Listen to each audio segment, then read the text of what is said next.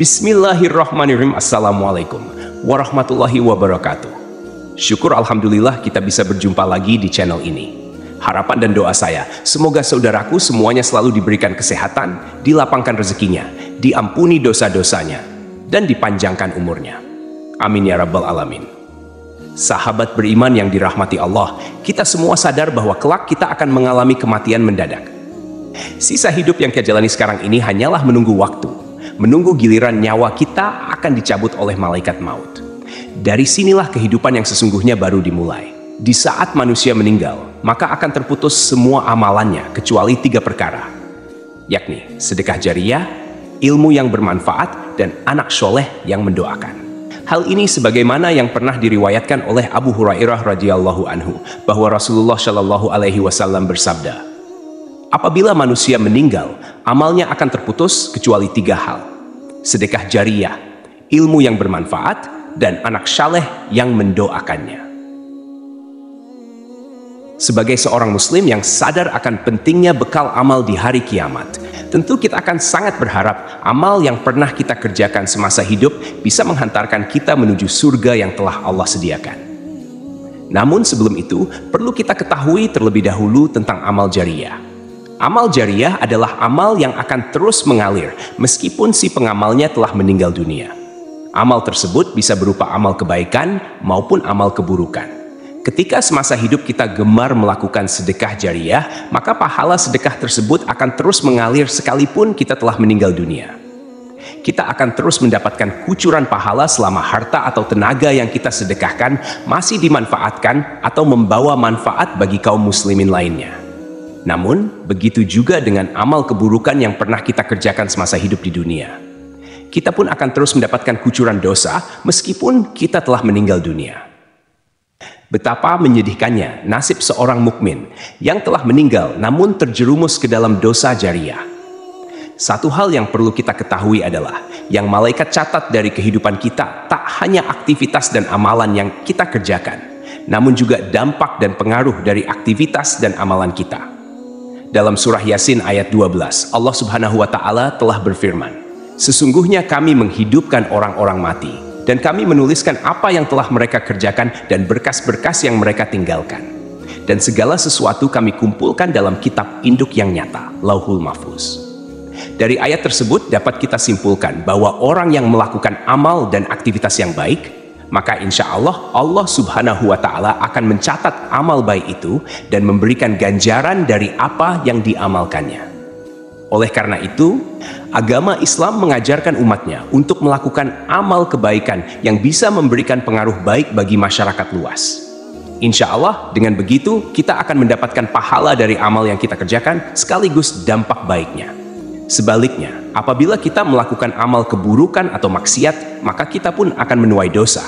Ditambah lagi dengan dampak buruk yang akan kita dapatkan. Rasulullah Shallallahu Alaihi Wasallam selalu mengingatkan pada umatnya agar berhati-hati. Jangan sampai kita terjebak dalam dosa jariyah. Maksudnya adalah dosa yang akan terus mengikuti pelaku meskipun pelaku tersebut telah meninggal dunia. Na'udzubillah. Sahabat beriman yang dirahmati Allah.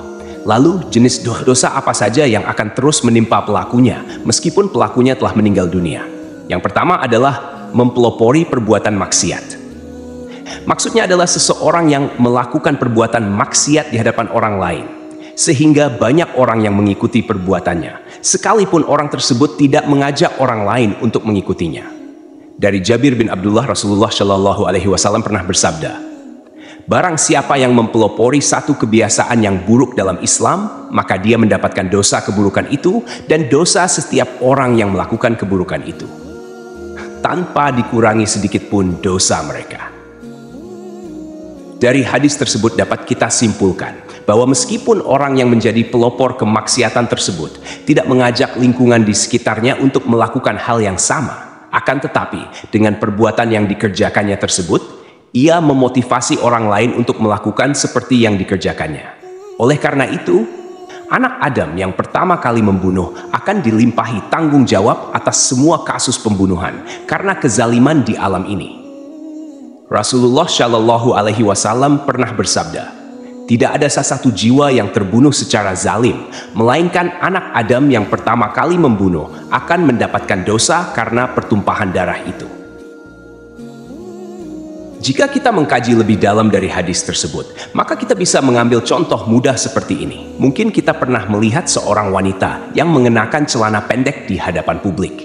Saat ada wanita lain melihat hal tersebut, maka ia pun menirunya sehingga menjadi ramai dan tidak merasa risih lagi para wanita memakai celana pendek di hadapan publik. Padahal kita semua tahu celana pendek hanya boleh digunakan ketika berada di rumah saja. Mungkin benar, wanita yang pertama kali memakai celana pendek tersebut tidak mengajak orang lain secara terang-terangan. Namun, mengingat wanita tersebut menjadi pelopornya, kemudian banyak yang meniru, maka ia pun mendapatkan kucuran dosa dari semua yang menirunya tanpa dikurangi sedikit pun. Sekalipun pelopor wanita yang mengenakan celana pendek tersebut sudah meninggal dunia. Yang kedua, mengajak melakukan kesesatan dan maksiat. Seorang yang menyuruh atau mengajak pada perbuatan dosa akan mendapatkan pula dosa dari para pengikutnya. Hal ini telah dijelaskan oleh Allah Subhanahu wa Ta'ala dalam Quran Surah An-Nahl ayat 25. Mereka akan memikul dosa-dosanya dengan penuh pada hari kiamat, dan berikut dosa-dosa orang yang mereka sesatkan yang tidak mengetahui sedikit pun bahwa mereka disesatkan. Adapun orang-orang yang termasuk dalam dosa ini adalah para dai yang menyeru kepada kemaksiatan, ataupun tokoh paranormal yang mengajak kepada kesirikan. Orang-orang inilah yang akan terus mendapat aliran dosa sekalipun telah meninggal dunia. Termasuk juga dalam hal ini adalah orang yang menyuruh orang lain berbuat dosa, meski ia sendiri tidak melakukannya. Akan tetapi, orang tersebut mendapatkan dosa dari orang lain yang melakukan apa yang diperintahkannya. Sepanjang masih ada manusia yang mengikutinya menjalankan apa yang diperintahkannya, selama itu pula, orang tersebut akan turut mendapatkan limpahan dosa, sekalipun jasadnya sudah terkubur dalam tanah. Lalu, apa yang harus kita lakukan jika ingin lepas dari dosa jariah? Sahabat beriman yang dirahmati Allah Subhanahu wa Ta'ala, tidak ada cara lain selain segera bertaubat dengan sebenar-benarnya taubat kepada Allah.